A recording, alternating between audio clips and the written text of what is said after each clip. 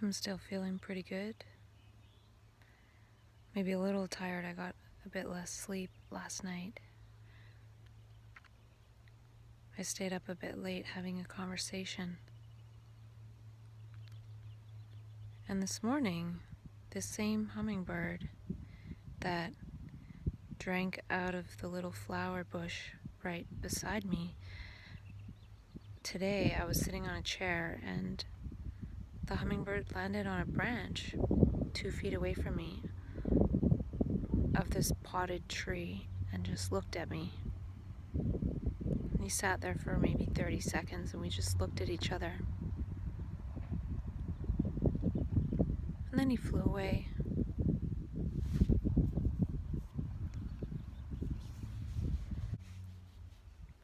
I've taken a lot of notes and I wrote how it's thought that in psychosis the inner is very congruent with the outer. But I feel like this is also true with so-called normality. The inner is still really incongruent with the outer. Thinking about the past, planning for the future, daydreaming, fantasizing, it has nothing to do with the moment. And I was just watching a talk and Thomas Metzinger said that 2/3 of the time we're actually mind wandering. And it wasn't an exact perfect number, but most of the time we're not in the present moment. So in the mind wandering terms, I feel my mind wanders maybe 5% of the day. And that's something that happened by practicing the power of now. Now, if map consciousness comes in, my mind is definitely all over the place. It wanders further and deeper and higher than anything within the range of what is called normal waking consciousness. So my brain seems to have the capacity for being in the present moment and not wandering, but also consciousness leaving the brain and going all over the place, being quite non-local. And from the outside looking in, with certain professional lenses, we might look like we have a mental illness, but from the inside out, it's obviously a much deeper and richer experience. And I've talked about it a lot and how it's a meaning-making process, and also one is able to make meaning out of this meaning-making process, which is called mental illness. And I wonder if it has something to do with the self getting curious about itself, so it changes the input, or some other aspect of mind outside of the human brain that has an influence on the human brain and changes the input from simple self-reflexive thoughts about me and everything related to that center to something else. And it's a process that breaks up the center. And really, there is no center. So the self-reflexive mind-babbling process, in a way, creates the illusion of the center. And this process of map consciousness breaks that up, or makes it quite apparent that there is no center there. That if that center, that false center breaks down, something else comes into play. And I mean play. And I feel like the brain is starting to get curious about meaning as opposed to thought, and get curious about insight, which is related to meaning. Insight in the present moment is meaningful. It doesn't really matter the depth or the right or wrongness of it. And I was thinking about how when we react, the me is definitely there, so there's an importance in not reacting, because the reaction creates the me. And if one is aware enough, one being aware, that awareness would disallow for the creation of the me, because it sees its destructive nature. So if the self is disintegrating, as in map consciousness, but then we start reacting like the me, it messes up with that disintegration process. It starts to reintegrate the me, but it's destructive. It's destructive of the disintegration process. It's destructive of the destructive process. And when so-called mania transitions into so-called psychosis, at least that's how it's happened sometimes for me, the reaction comes back in, whereas in mania there's action and there's no me reacting. It's just this interaction. I feel like right now there's something that holds the self together enough until it can really let go. And map consciousness definitely shakes us up. Most of us are walking around half asleep, and map definitely wakes us up. It shakes us up, and not all of it is pretty. And it makes us doubt our observations and our perceptions. And somebody here was mentioning theory of mind, how at some point in life we develop the ability to peer into other people's minds and imagine what they're thinking. And I feel like map consciousness, that sensitivity, increases theory of mind. It increases one's ability to peer in and imagine, but not just by imagining, but by actually calculating body language, facial structure, how it changes, patterns. It's reading the whole field, not just looking at somebody and kind of imagining based on what we said, what they might be thinking. It's a lot more complicated than that. And they were talking about how some people, say, on the spectrum, don't have theory of mind as much. At least that's the way it appears to us. So they sometimes can learn theory of mind, and it takes a lot of mental energy and years to understand that. And maybe somebody like Temple Grandin would be an example of that. She wrote a book called The Unwritten Rules of Society, and I haven't read it yet, but I've meant to, because it talks about all these rules she had to learn that people that are not on the spectrum don't have to consciously try to learn. It just unconsciously develops for the most part.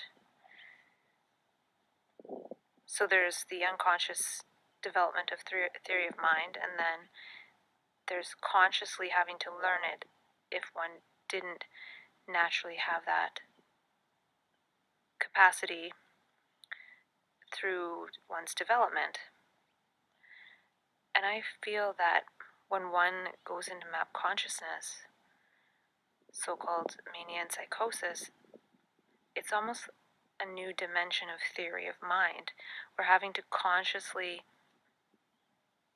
learn these new rules of something else, of this living energy, of this life, of people.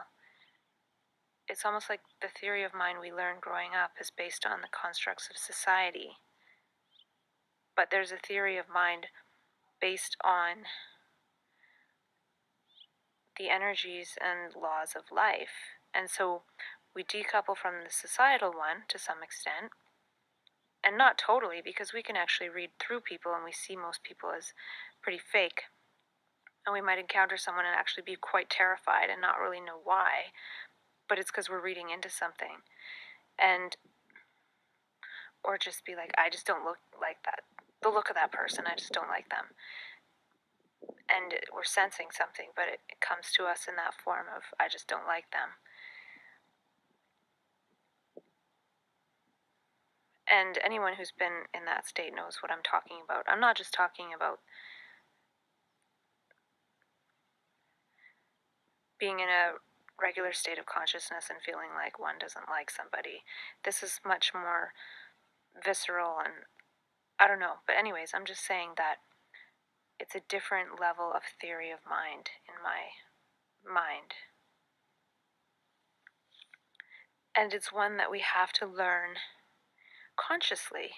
All of a sudden, there's these rule changes and we have to learn these new ways of being consciously. It's almost like with the current theory of mind, people can have their polite interaction and go their separate ways.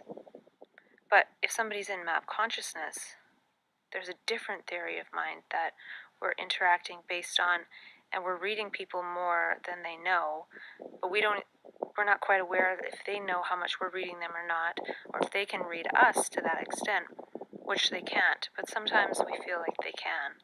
So what I'm saying is that's going to produce a different interaction, different behaviors, a faster interaction or a longer interaction, and it's just going to alter the path of one's life when one is looking at someone and reading more than regular thought consciousness would allow.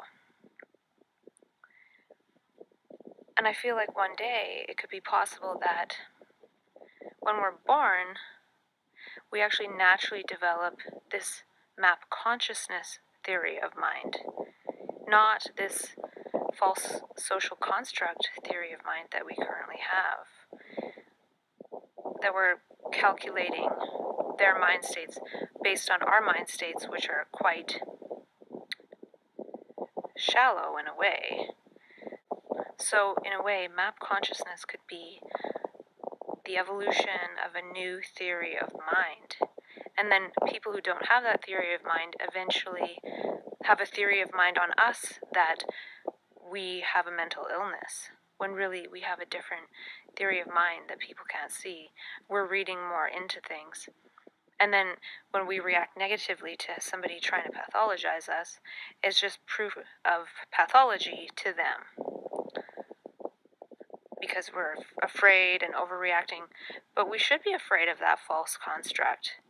Look what it's doing to the world. If more people saw that and reacted and moved away from it, we might actually be getting somewhere. So in a way, people that go into map consciousness could be pioneers of this new theory of mind. And if we can share this context together and create new context and meaning based on what we're actually seeing, and have that fabric interwoven and that flow of energy and information moving between us, and that becomes our way of speaking about our internal experience. So instead of speaking about our internal experience, our inner theory of mind in a way, as me this, me that, blah, blah, blah, we're speaking something else, and then that actually becomes this new inner something that people have to read. So if a new inner process is going on, people have to read that. And right now, people are reading that as mental illness. But it's not. I'm not sure if anything that I'm saying is making sense. It makes sense to me right now in this moment.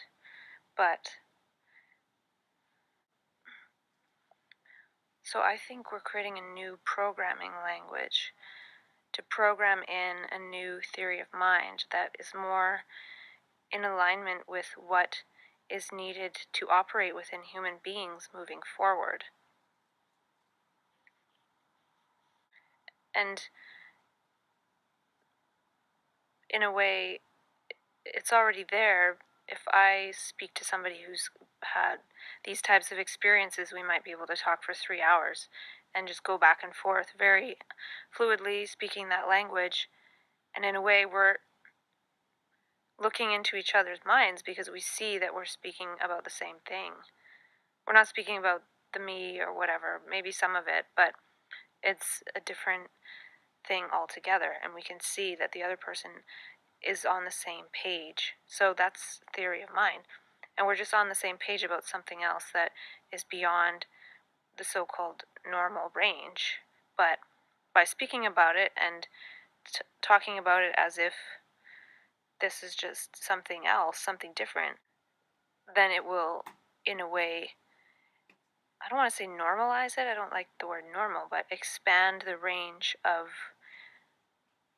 memes that are included in theory of mind that don't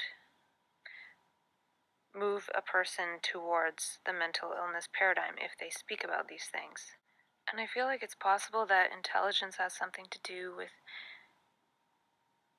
energy and information flow through the brain in a different way.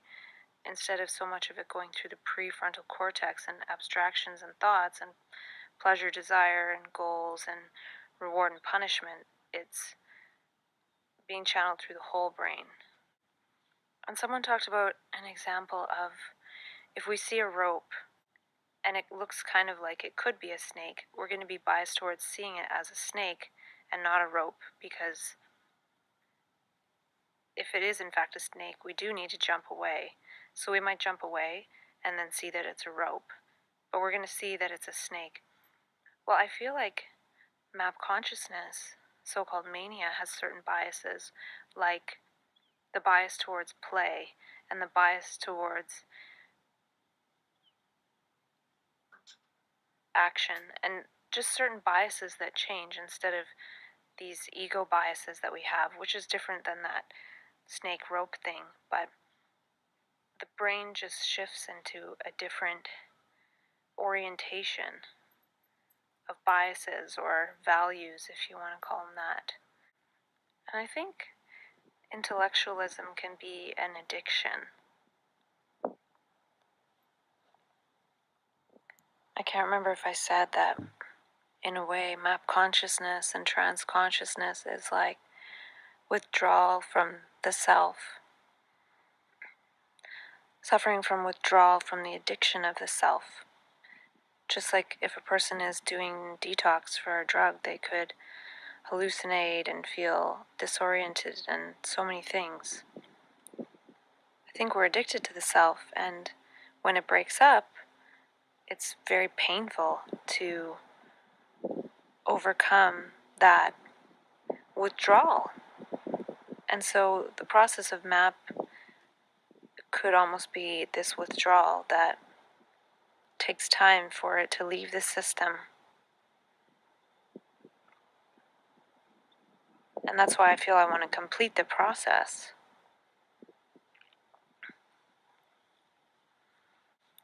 And in a way, MAP is showing us we need to pay attention to what thought and image making is doing, because a lot of times that gets amped up at a certain point and we get afraid of it, but it's also just showing what it's doing.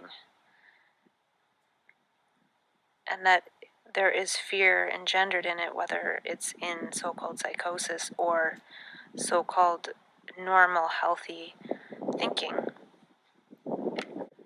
And seeing this disorder might help to allow the brain to become orderly. They were saying that the brain can't see itself, but the brain can kind of see itself in so-called mania and psychosis. It can really see what it's doing. It's turned up the volume so it can actually see what's happening is not benign. It's not benign whether the volume's turned up or not. And so someone was talking about breakdowns in the self, and it seems that breakdowns in the self are seen as pathological, when the self itself isn't seen as pathological.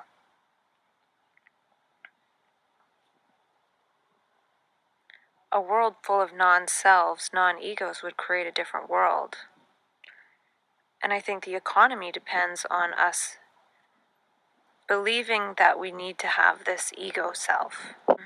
That's how we attach to things, that's how we attach to people, that's how we want to accumulate ideas and pleasure and desire and reward. And I feel like the universe is trying to show us that we need to learn how to survive as non-selves. And I think this is partly true because right now we're all at the mercy of thought, and if thought gets turned up in a lot of people, if a lot of people went into so-called mania and psychosis, people that think they're normal, and it went up into a larger scale, kind of like right now they're just coming in waves, like waves crashing on the beach of an ocean. But imagine one day there's some kind of earthquake and there's a tsunami of this phenomena. And it's not hard to believe. But people who understand this non-selfhood are going to have a better chance of surviving if there is that kind of thing that happens. They'll be able to ride out the wave and surf the tsunami, whereas other people will just be walking off cliffs. What would we create with no possessions? And I'm kind of living that way now. I have just a few possessions. I don't have my home full of stuff. So it's part of this experiment in a way, is living without all of those possessions for an extended period of time. The thing too that's happening for me is that my memory is going, so I don't remember the possessions anyway, so it's almost like not having them. And I feel like it's possible that the world has reached a critical mass of selves, of egos. And in a way, that could be one of the reasons why older brains are breaking down faster and losing the self in such things like Alzheimer's. So people, in a way, are non-functional as selves. The self is dead in a way. The body's not dead, but the self is dead. And then children being born on the spectrum, they don't have the same ego self. They don't have the same ego. They don't have the same theory of mind. I'm not saying it's worse. It could be something quite special that would really flower into something amazing if we knew what kind of conditions for learning they needed. They're kind of at our mercy. And people who get labeled with mental illnesses, their self is breaking down. And I feel like part of it is there's just too many people. So if you imagine that the world can only have so many egos, and we've reached that max capacity, well, now some other kind of operating system has to come in, because the ego creates a certain world and uses up the world's resources at a certain rate. And once it's reached that critical point where it can't self-sustain, a different kind of brain has to come in, a non-self brain, and the universe is trying to do this to balance out the selves, the egos. This isn't scientific, it's just something that I wonder about. But the thing is, too, that I feel we could operate and seem not much different than we are now with no self as with a self. But we wouldn't really possess things and hoard things and be greedy and all that. We would share, we would cooperate.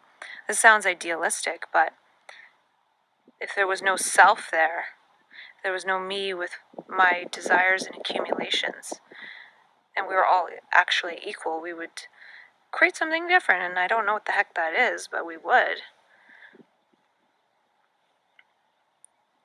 We would be sensitive to the environment in the world because we'd see that it's just another aspect of us. When we destroy nature, we destroy ourselves. That's something that was in a Krishnamurti book, but I've already seen that from my own personal first-hand perceptions many, many times.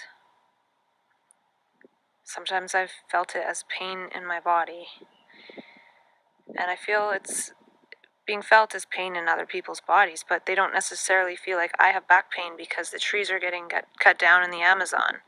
But that is part of it. And I feel the new brain sees meaning in the moment and extracts and harvests meaning of the moment. It doesn't look at nature and wants to harvest everything and destroy everything and sell it for money. It's harvesting meaning. And that makes a person feel rich, when we can see the richness and the meaning of every moment without trying. that perspective would not be good for the economy. And Krishnamurti often talks about how life either has no meaning or tremendous meaning. And he says, as it is now, life has no meaning. Because all the meanings are patterns laid out in the brain of the structure of society and those values which are valueless. The past has no meaning, and we see through the past. But if we see moment to moment, we unfold meaning. And David Bohm says dialogue is partly unfolding meaning. And I feel this is partly what I'm doing by speaking with myself, is unfolding meaning. And I feel like we as trans-conscious altruists, or whatever you want to call us, we are the meaning makers, and it sounds strange to the past projectors. So, so-called normal people, in a way, are past projectors, and we go into this meaning-making state, and they don't understand the meanings we're making because they think of everything in terms of their accumulated conditioning, and it's not a part of that, it's something new. And so when we make meaning beyond reward and punishment, etc., etc., we're in a different dimension. We're seeing in a different dimension. We're speaking from a different dimension.